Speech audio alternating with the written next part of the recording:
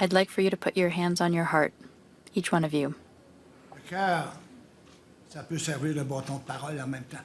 The heart can be like a talking stick, La sagesse aux humains. but that's where the Creator put wisdom in humans. Allez se rappeler. And we often need to remind ourselves of this. It's an important gesture Et à cette to sagesse. connect ourselves with that wisdom.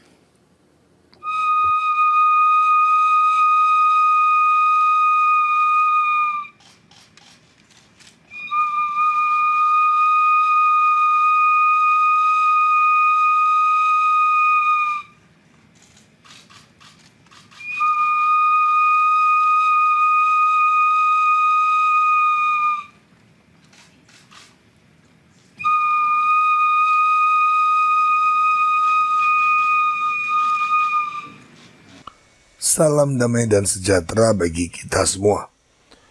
Itu tadi adalah klip video dari partisipasi Paus Fransiskus dan beberapa uskup dalam ritual pengasapan pada sebuah upacara pagan di Kanada. Sebelum mengomentari itu lebih jauh, saya akan mengambil rujukan kisah dalam kitab suci, tepatnya dalam kitab Daniel bab 3. Dikisahkan Raja Nebukadnezar memerintahkan semua orang untuk bersujud menyembah patung dewa yang didirikannya jika mereka mendengar suara sangkakala dan berbagai alat musik dimainkan. Barang siapa menolak untuk bersujud pada patung dewa tersebut akan dimasukkan ke dalam perapian yang menyala. Meskipun demikian, beberapa orang Yahudi yang setia, diantaranya ketiga sahabat Daniel yaitu Sadrah, Mesah, dan Abednego, menolak untuk mengikuti perintah tersebut. Mereka lalu dilaporkan dan dibawa ke hadapan Raja Nebukadnezar. Inilah jawaban ketiga orang Yahudi yang setia tersebut ketika Raja Nebukadnezar memerintahkan mereka untuk bersujud pada patung dewa yang didirikannya. Hendaklah tuanku mengetahui ya Raja, bahwa kami tidak akan memuja dewa-dewa tuanku, dan tidak akan menyembah patung emas yang tuanku dirikan itu. Kitab Daniel bab 3 ayat 18. Mereka dengan tegas memilih menerima hukuman dimasukkan ke dalam perapian ketimbang harus mengkhianati iman dengan bersujud pada patung berhala. Seperti itulah seharusnya sikap orang beriman ketika dia diperintahkan atau dipaksa untuk menyembah dewa-dewa palsu dan mengikuti ritual-ritual pagan. Tetapi sayang sekali Paus Fransiskus dan para uskup yang hadir dalam ritual pagan tersebut mengambil sikap yang 180 derajat berbeda. Mereka justru dengan sukarela mengikuti ritual pagan untuk menghormati roh-roh asing tersebut sesuai dengan arahan seorang pemimpin pagan. Ini skandal yang menyedihkan dan memalukan. Tetapi ini sekaligus menjadi bukti konkret yang tak terbantahkan bahwa semangat ekumenisme Konsili Vatikan II telah membuat hierarki gereja pada level tertinggi sekalipun kehilangan iman dan rela berkompromi dengan paganisme demi tujuan-tujuan duniawi. Harus diingat, ini bukan hal baru. Sikap kompromi iman dan kesediaan untuk ikut ambil bagian dalam ritual agama lain demi semangat perdamaian semu sudah dilakukan juga oleh Paus Yohanes Paulus II dan bahkan oleh Paus Benediktus XVI. Yang sekarang kita bisa lihat adalah keadaannya berkembang semakin lama semakin parah. Ini seperti yang terlihat pada skandal Pachamama di Basilika Santo Petrus pada tahun 2019 dan sekarang pada keikutsertaan aktif Paus Fransiskus dan para uskup dalam ritual pagan di Kanada. Itu semua dimungkinkan karena ajaran Konsili Vatikan II dalam dokumen Nostra Aetate yang berbicara tentang agama-agama non-Kristen termasuk pagan berbunyi demikian. Gereja Katolik tidak menolak apapun yang benar dan suci di dalam agama-agama ini. Dengan sikap hormat yang tulus, gereja merenungkan cara-cara bertindak dan hidup, kaidah-kaidah serta ajaran-ajaran yang memang dalam banyak hal berbeda dari apa yang diyakini dan diajarkannya sendiri, tetapi tidak jarang toh memantulkan sinar kebenaran yang menerangi semua orang. Jadi, berdasarkan contoh-contoh yang telah dilakukan oleh hierarki, teks Nostra Aetate tersebut berarti bahwa apapun yang benar dan suci menurut kaum pagan, entah itu berhala Pachamama ritual pengasapan seperti yang dilakukan penduduk asli di Kanada atau ritual voodoo sekalipun tidak ditolak dan bahkan layak untuk dipandang dengan sikap hormat oleh orang-orang Katolik. Mengenai voodoo, Paus Yohanes Paulus II pada tahun 1993 tercatat mengatakan pada para pengikut voodoo bahwa menjadi Katolik tidak akan mengkhianati kepercayaan voodoo mereka. Artinya, menurut Paus Yohanes Paulus II, kepercayaan voodoo dapat dipraktekkan bersama dengan iman Katolik. Ini bertentangan langsung dengan ajaran Rasul Paulus yang mengatakan kita tidak dapat mengambil bagian dalam persembahan kepada Tuhan dan sekaligus persembahan kepada roh-roh jahat, seperti yang tertulis pada surat Korintus yang pertama bab 10 ayat 21. Suka atau tidak, inilah buah-buah kesesatan semangat ekumenisme dari Konsili Vatikan kedua. Apakah Tuhan menghendaki kita menaruh rasa hormat dan berkompromi dengan praktek-praktek paganisme? Jika mengacu pada apa yang dilakukan oleh Sadrah, Mesah, dan Abednego, jelas tidak. Juga Rasul Paulus melarang kita mencampurkan ritual kepada Tuhan dan ritual kepada roh-roh asing. Yang jelas itu semua melanggar perintah pertama dari 10 perintah Allah. Jangan ada Allah-Allah lain di hadapanku. Maka apa yang dilakukan oleh Paus Fransiskus bersama para uskup di Kanada tersebut jelas bertentangan dengan ajaran iman para rasul dan menjadi skandal yang dapat menyesatkan banyak orang Katolik. Tapi, ada yang jauh lebih buruk daripada sekedar pengulangan skandal paganisme. Perlu diketahui, kunjungan Paus Fransiskus ke Kanada ini berkaitan dengan berita menghebohkan yang muncul kurang lebih setahun lalu di Kanada. Diberitakan oleh berbagai media mainstream Kanada pada bulan Mei tahun 2021, bahwa di lokasi sekolah pemukiman penduduk asli yang dikelola oleh Lembaga Sekolah Katolik di Kamloops, Kanada, telah diketemukan kuburan massal 215 anak-anak yang diperkirakan adalah murid-murid sekolah tersebut.